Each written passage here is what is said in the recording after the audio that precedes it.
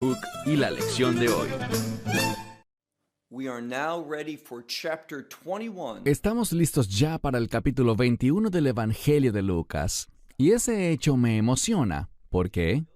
Si conoces bien tu Biblia, sabrás que el capítulo 21 de Lucas trata principalmente sobre los tiempos finales, lo que muchos llaman los últimos días. ¿Y qué representan los últimos días? Representan una transición, un cambio en el que este mundo, como lo conocemos, llegará a su fin y Dios establecerá su reino.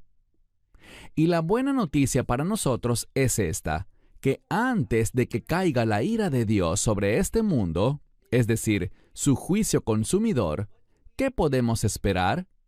Podemos esperar ser removidos de este mundo en lo que se conoce como nuestra esperanza bendita, que muchas personas llaman el rapto o el arrebatamiento.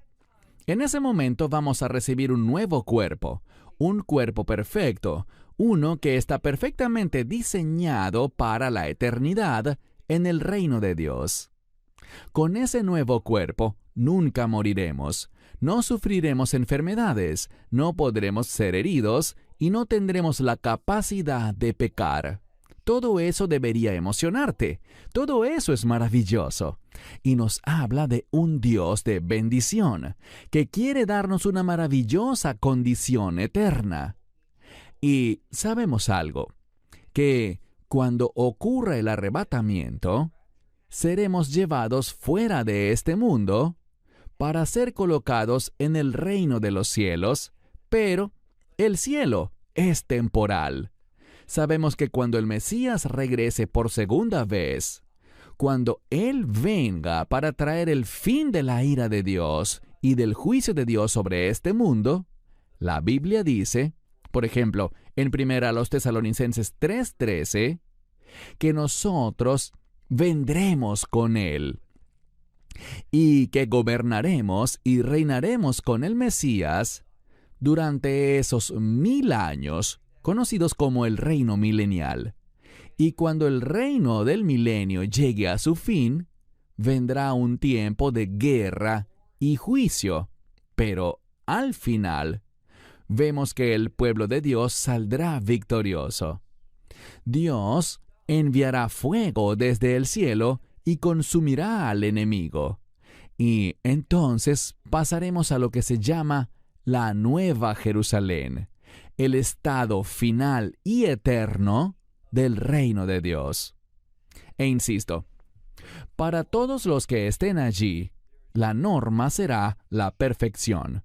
No habrá más muerte, ni más enfermedad, ni más llanto, ni dolor, sino que conoceremos la bondad eterna de Dios. Disfrutaremos las promesas y las bendiciones de Dios. Digo todo esto para animarte, porque si estás pensando correctamente, vas a querer saber cuáles son los eventos previos que deben suceder proféticamente y qué enseña el Mesías al respecto. Y no solo el Mesías, sino también Pablo, Pedro, Juan y otros. ¿Qué advierten ellos que debe suceder para que el reino de Dios sea establecido? Primero el reino milenial y luego la Nueva Jerusalén.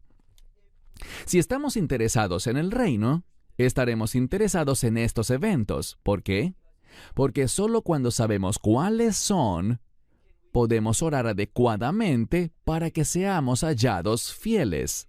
Dicho de otra manera, para que seamos hallados viviendo obedientemente en medio de estos eventos de los últimos días. Ahora, sabemos que tenemos una promesa de parte de Dios, y esa es que jamás experimentaremos su ira. ¿Qué nos dice Pablo en Romanos 8, verso 1? Que ya no hay condenación para los que están en el Mesías Yeshua. Y estar en el Mesías tiene que ver con esa relación de nuevo pacto que solo la fe en nuestro Señor y Salvador, Yeshua HaMashiach, Jesucristo, puede producir. Así que toma tu Biblia y ve, como dije, al Evangelio de Lucas capítulo 21. Noten que vamos a comenzar de una manera interesante.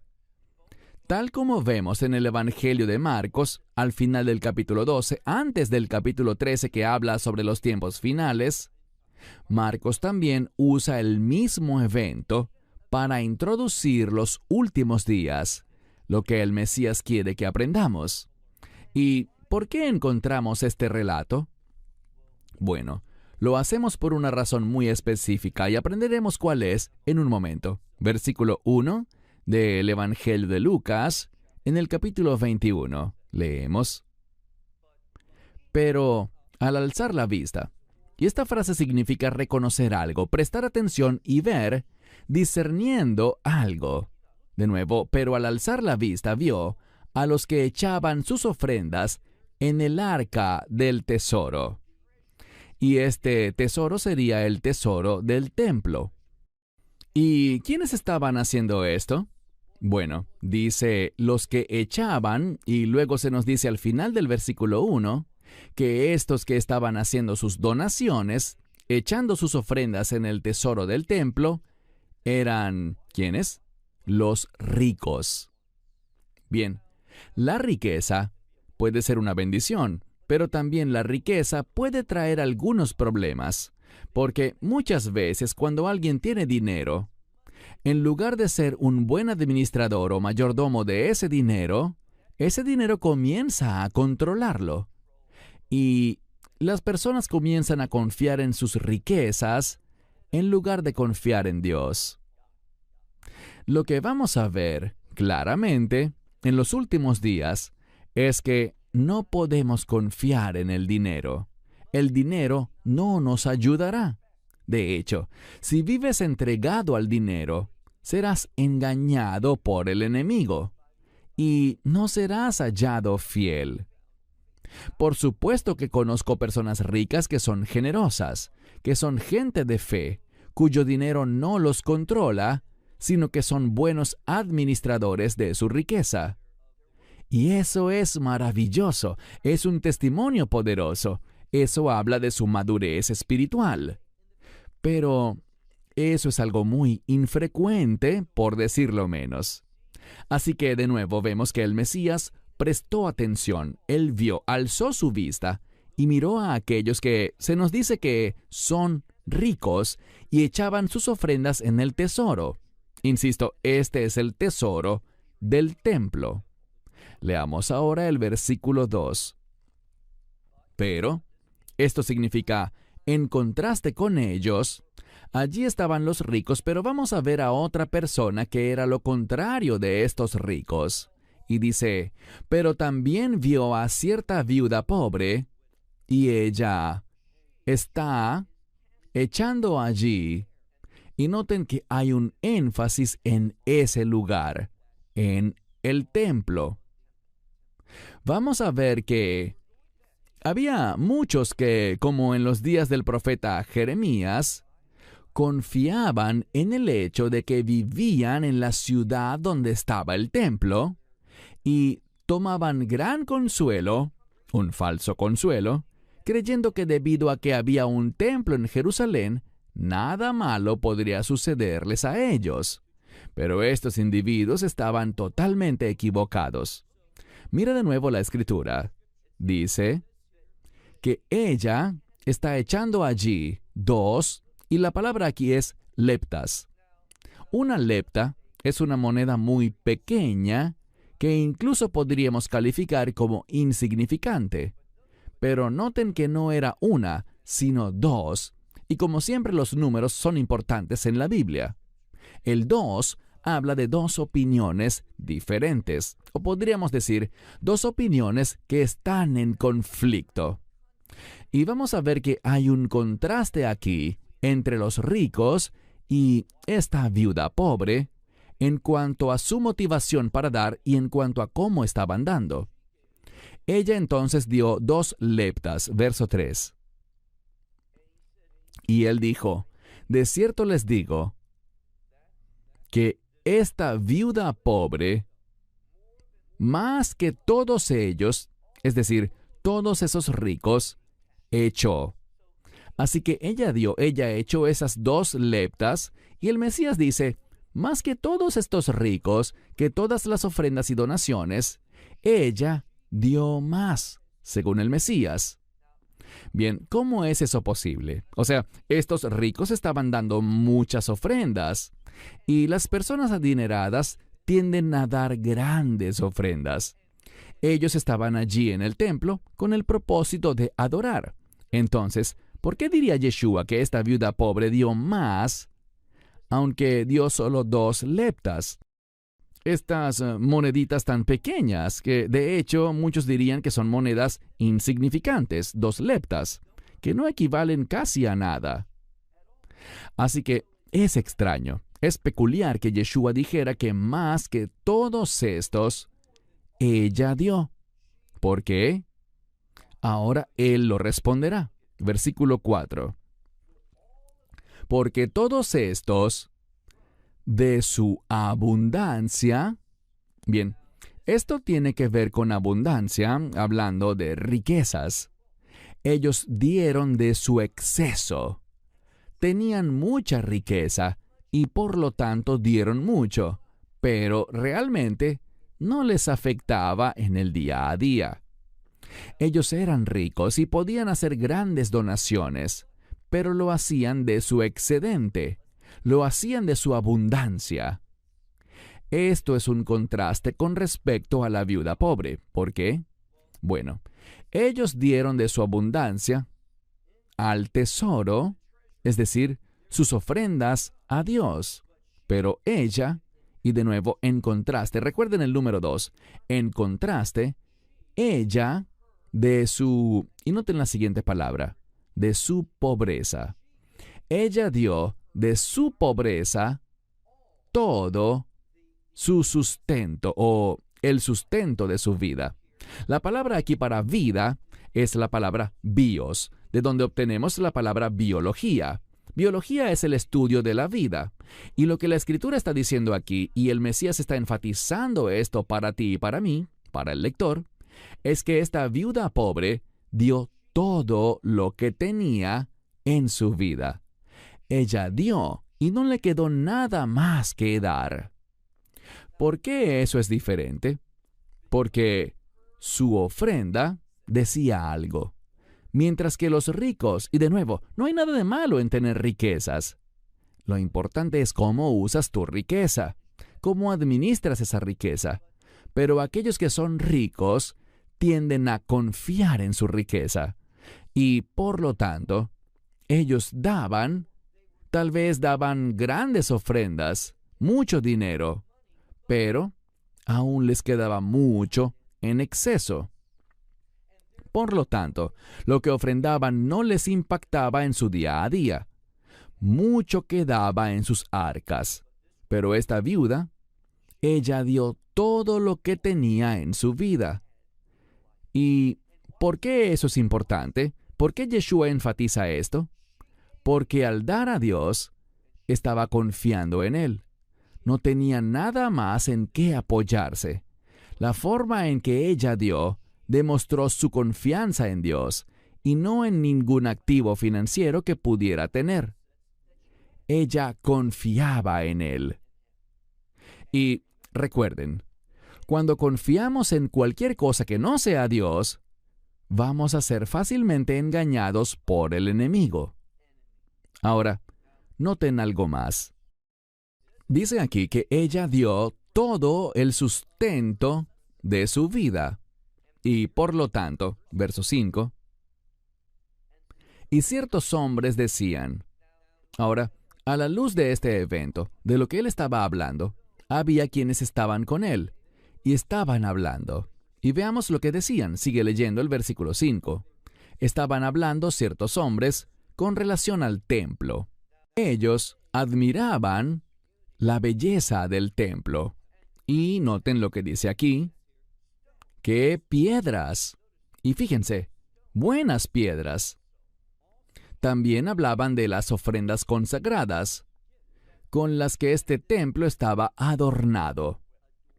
Así que el pueblo hacía grandes ofrendas consagradas, es decir, destinaban grandes sumas de dinero para el templo, de modo que pudieran colocarse grandes piedras. Ahora, si alguna vez has visitado Jerusalén, y te invito a que lo hagas, y si entras en lo que se conoce como el túnel del muro occidental, vas a ver piedras asombrosas, piedras grandes, que fueron cortadas de una manera muy habilidosa y colocadas en su posición. Esa obra costó una gran suma de dinero por la manera como fueron cortadas las piedras y por la manera como fueron colocadas allí. Todo eso costó una fortuna. Y este templo, como dije antes, estaba adornado con estas ofrendas consagradas. Las personas ricas del pueblo donaron muchísimo dinero, pero aquí está el problema. Ellos confiaban en el templo, confiaban en su riqueza, confiaban en todo menos en el Señor. Pero esta viuda pobre no confiaba en su riqueza porque no tenía alguna, pero confiaba y estaba dispuesta a dar todo lo que tenía al Señor porque creía en su fidelidad, que Él la sostendría, que Él era su defensor. Eso es lo que debemos recordar en los últimos días. Ahora, noten. Él dijo, leamos el verso 6. Estas que ven, es decir, estas piedras, esta decoración del templo, estas cosas que ven, quiere que nos demos cuenta de algo. Un cambio se acerca. Bien, de la misma manera que en los días del profeta Jeremías, ellos no creían que el enemigo venía, no creían que Babilonia vendría. Estaban más preocupados por Asiria en esos días. Pero Asiria estaba por desaparecer. Babilonia tomaría su lugar como imperio mundial. Babilonia destruiría la ciudad santa donde estaba el templo y destruirían el templo mismo con fuego. Ese templo no los iba a salvar. De hecho, debido a la corrupción, debido a la idolatría, debido a todos sus pecados, Dios iba a traer su juicio, y el juicio comenzó en la casa del Señor.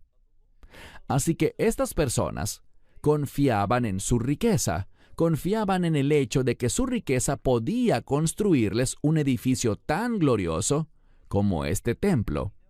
Y sabemos que el rey Herodes, que no era judío, sino edomita, y Dios dice mucho sobre los edomitas, él fue el catalizador que hizo posible la construcción de ese templo que existía en los días del Mesías, un templo que tomó más de 40 años en completarse. ¡Qué gran esfuerzo! Y era glorioso desde la perspectiva del hombre. Pero ¿qué dice el Mesías? Mira el verso 6. Dice, estas cosas que están viendo, vendrán días en los que no quedará piedra sobre piedra que no sea derribada.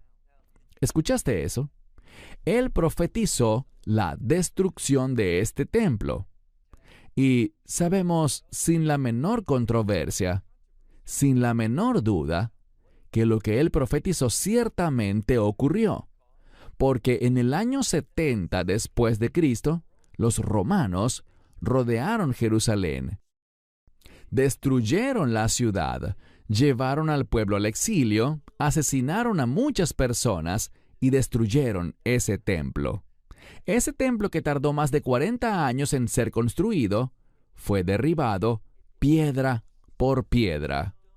Y si vas a Jerusalén hoy en día, sí, puedes ver algunas de sus hermosas piedras en el muro de contención, y también podrás ver las piedras que fueron derribadas, tal como dijo el Mesías, que rompieron las calles, abollaron las calles a lo largo de las excavaciones del sur en la ciudad vieja. Todo esto, lo que él dijo, fue el resultado de que anunció la verdad. Ahora, pongamos algo muy en claro. ¿Por qué habló sobre la destrucción de Jerusalén en el año 70 después de Cristo? Él no habló allí sobre los últimos días. Poco después sí lo hizo, Y esto es lo que Él quiere que sepamos. Es un principio muy importante. Verán, muchos piensan erróneamente que lo que Él dijo después, lo que vamos a estudiar en las próximas semanas en Lucas capítulo 21, se trata todo del año 70 después de Cristo, pero no es así. Se trata de los últimos días. Y la razón por la cual Él habló sobre la destrucción del templo que ocurrió en el año 70 después de Cristo fue para enseñarnos algo. De la misma manera que Él profetizó con perfección y exactitud lo que sucedería 40 años después, en el año 70 después de Cristo, con la destrucción del templo por Tito y los romanos, así también será perfecta y exacta su profecía en cuanto a lo que anunciará sobre los últimos días. Entonces, Él dio evidencia de que podemos confiar en Él, de que podemos confiar en su palabra, que lo que Él dice en verdad sucederá. Y por lo tanto, encontramos algo. Mira ahora el versículo 7, nuestro último versículo. Pero ellos le estaban preguntando diciendo, Maestro, por tanto, ¿cuándo ocurrirán estas cosas? Bien, vamos a ver que ellos quieren saber cuándo será destruido ese templo. Cuando analizamos la Escritura, y veremos esto en lo que el Mesías nos dirá en las próximas semanas, una vez más, Él va a mostrarnos que fue perfectamente exacto en su profecía con respecto a aquel templo, por lo cual, en cuanto a su profecía para los últimos días, debemos entender que también será perfectamente exacto. Que todas estas cosas que vamos a encontrar en las próximas semanas sobre los tiempos finales, debemos creerlas. Si Él fue exacto en su profecía sobre el 70 después de Cristo, también lo será en cuanto a los eventos de los últimos días. Entonces dice que le preguntaron diciendo, Maestro, ¿cuándo entonces sucederán estas cosas? ¿Y cuál será la señal de que estas cosas deben suceder? Bien, ellos quieren saber, y lo que Él va a revelar, como dije, en nuestros estudios durante las próximas semanas, es que lo que ocurrió en el año 70 después de Cristo nos da un punto de vista, una perspectiva para lo que sucederá en los últimos días. Y estas cosas van a ser difíciles. Estas cosas van a requerir que confíes en Él y no en la riqueza que puedes poseer o en cualquier cosa física. Podemos avanzar rápidamente y mirar lo que dice Juan en el libro de Apocalipsis. Juan nos dice que en un momento, él usa la palabra hora, pero a veces una hora no significa literalmente 60 minutos en la Biblia, sino que habla de un espacio de tiempo. Y lo que la palabra de Dios nos dice en Apocalipsis capítulo 19 es que en un momento toda la riqueza de este mundo se volverá nada. No tendrá valor.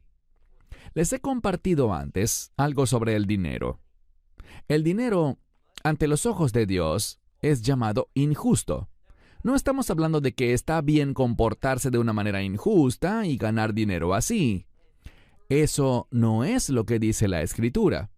La Biblia simplemente dice que el dinero es injusto en sí mismo. ¿Por qué? Porque la justicia es un término del reino, es un adjetivo del reino, y en el reino de Dios no habrá dinero. No hay billeteras ni bancos en la Nueva Jerusalén. Hay bancos en la Vieja Jerusalén, pero no en la Nueva Jerusalén.